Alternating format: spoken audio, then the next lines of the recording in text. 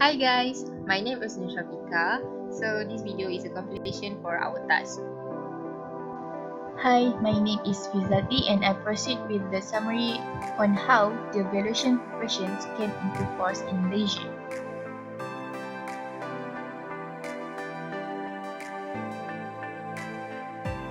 There are three stages of valuations professions come into force in Malaysians that related with the formations of the Act.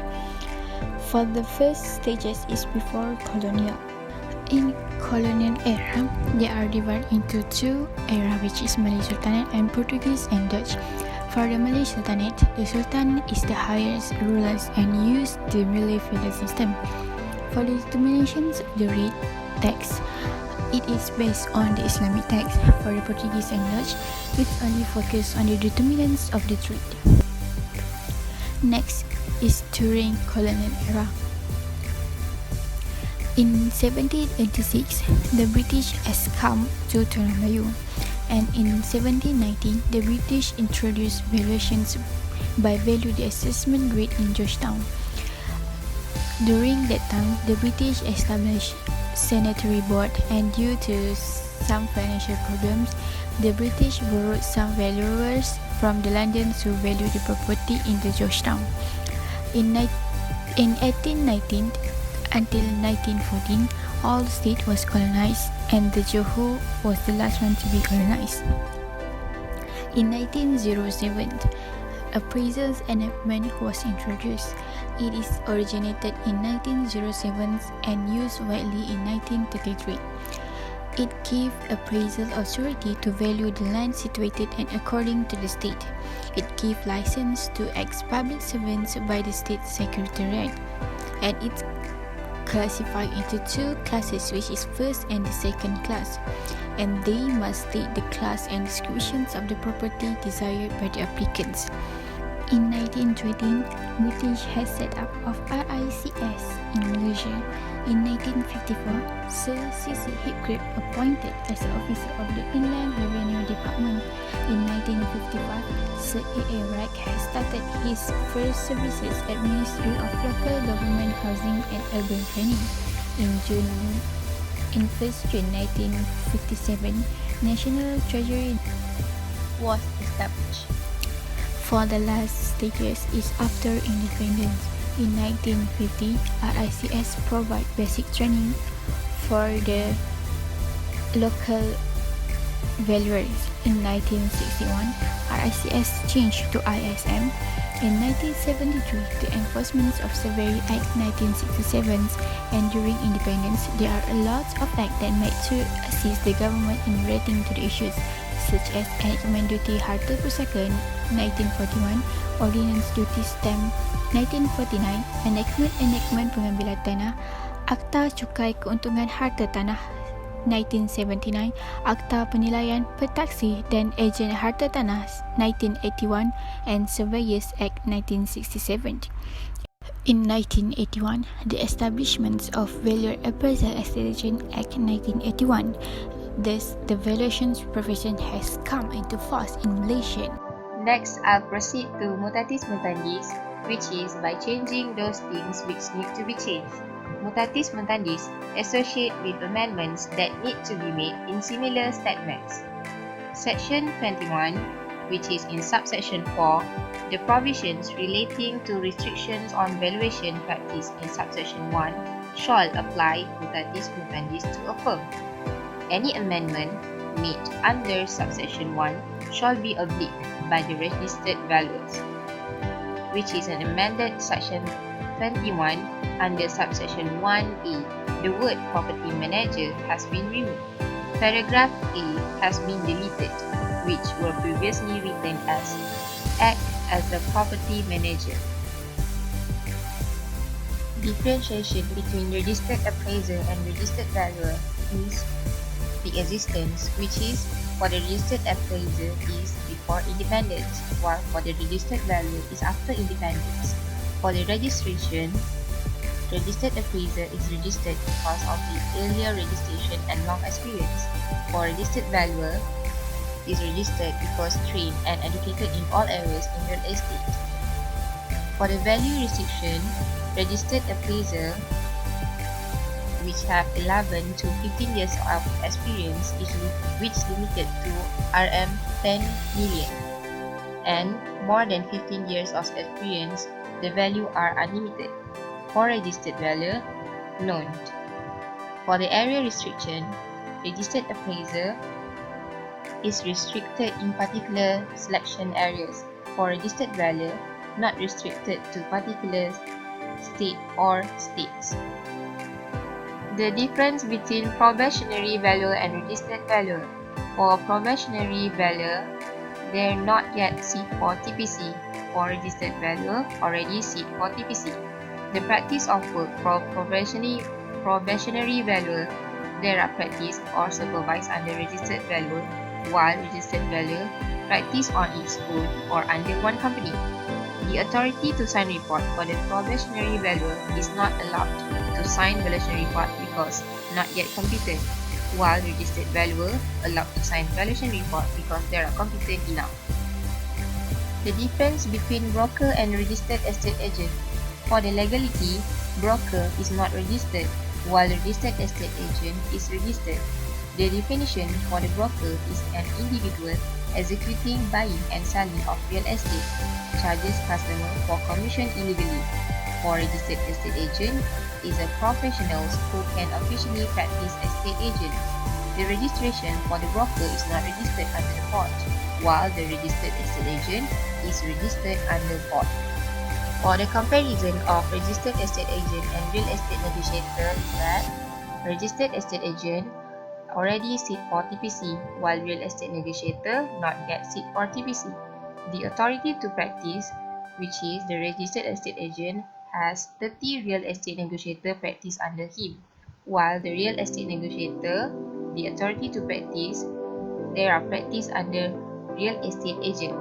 For the registration card for the registered estate agent, they have blue color tag, while the real estate negotiator, they have red color tag.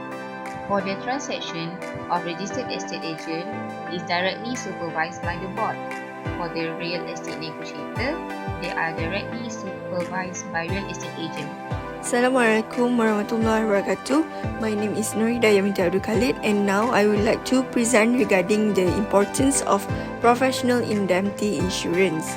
Professional indemnity insurance is basically a professional liability insurance which cover any legal costs, expenses, damages due to any inadequate advice, services, design or any negligence that cause your client to lose money.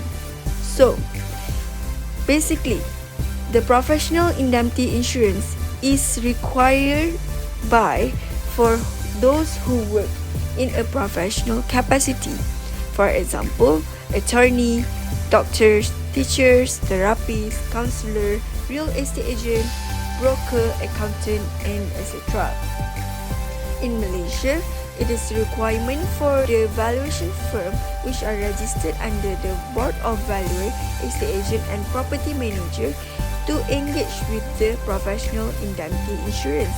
This is purposely to protect the company against any laxity.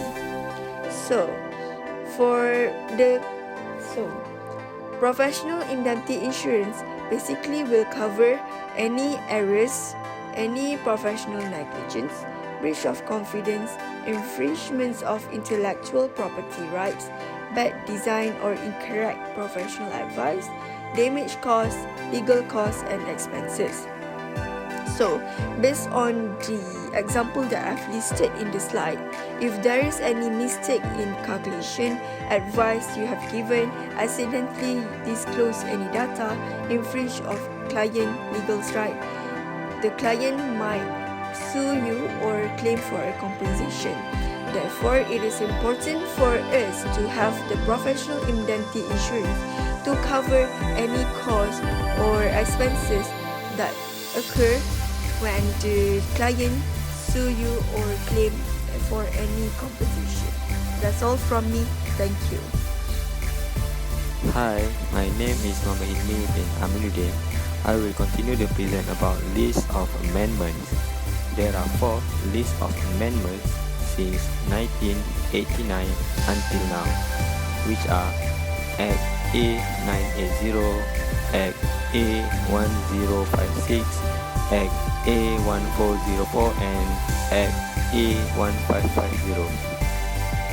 For the first amendment, Act A980, Valuers, Appraisers and Estate Agent Amendment Act 1997.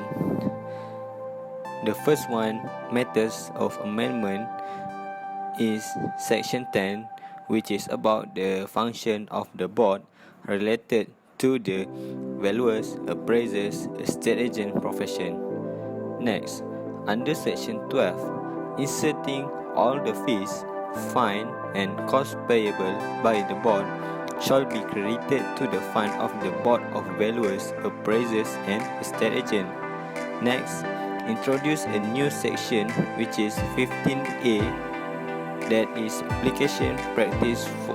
application authority to practice valuers, appraisers, estate agent profession for the valuers and appraisers under Section 19 and estate agent profession under Section 22B. Moreover, under this Act, they added more criteria registration for valuers, appraisers and estate agent.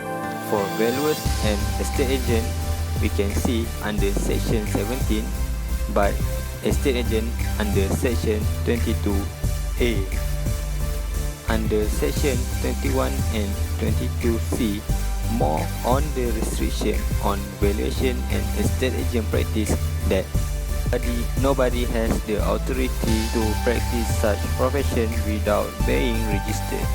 Under Section 24, it justifies that board may make an order to cancel or suspend or admonish or impose the professional if they have found it out against the restriction of practice.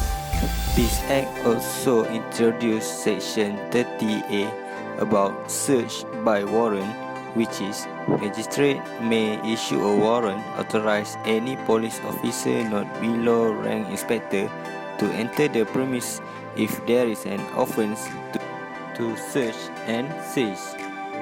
This Act also introduced Section 30B about search and seizure without warrant because the reason of delay in obtaining a search warrant. Last but not least, this Act also introduced Section 30C about the list of things seized, which is the list that seizing officer must be prepared for the seize. For the Act E1056, Valuers, Appraisers and Estate Agent Amendment Act 1999, the matters of amendment is substitution under Section 4, which is the function of Director General in collecting the information into two aspects, which are information that necessary to valuers in the making valuation and information that necessary on any property matters. Besides that, it also inserts a new function and duties as for more specified roles in different areas for Director General. Under Section 6, submission of relevant information, it substitutes the paragraph 2 into two parts where explain the specific types of relevant information required for submission.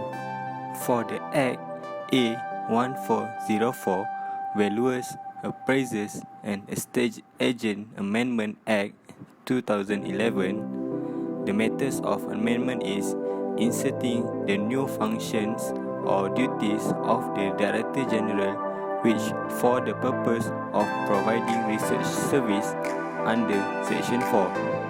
For the Section 10A, insert a new section explaining on the committee appointed by the board. This Act also introduced a new section, which are Section 17A and 22E, about the new section specifically for probationary valuers and estate agents to register and practice. Next, under Section 21 and 22C, insert on the application of mutatis mutandis that are related to the restriction on valuation and estate agent. Beside that, under section 23, insert the condition registration of sole proprietorship, partnership and corporate body to the board, and provision on suspension or removal of sole proprietorship, partnership and corporate body from the board. Next, under section 24, it insert two edition of offences and misconduct related to the person governed by the board, which are: first, changing an amount of fine from Rm 5,000 to Rm 10,000 other than admonished. Next one is changing an amount of fine from Rm 10,000 ringgit to Rm 25 ringgit to 25,000 ringgit other than suspension. Under section 30, insert a subsection under offences that explain the persons who are practicing as a valuer, appraisers and estate agent without any lawful authority will be fined in amount of fine to those who are committing an offence of practicing and claiming himself as valuers, appraisers and estate agent without any lawful authority from Rm 25,000 to 300,000. But the fine to those who are committing other offences in the Act from Rm 10,000 to Rm 200,000. For the Act A1550, Valuers, Appraisers and Estate Agent Amendment Act 2017, the matters of amendment is expand the scope of valuers, appraisers and estate agents with the regulation of property managers. Next, rename the Board of Valuers, Appraisers and Estate Agents to the Board of Valuers, Appraisers, Estate Agent and Property Manager. Next, insert the term of property management practice, which is include the management and maintenance of the building and facilities attached to the building and making of checking inventories of furniture, fixtures, trade stock or other effects. Beside that, any person who is registered valuer or appraiser before the coming into force of the Amendment Act will be entitled to register as a property manager without payment of any fee. Last but not least, any registered estate agent will be entitled to register as a property manager before the coming into force of the Amendment Act, but he was permitted to undertake property management.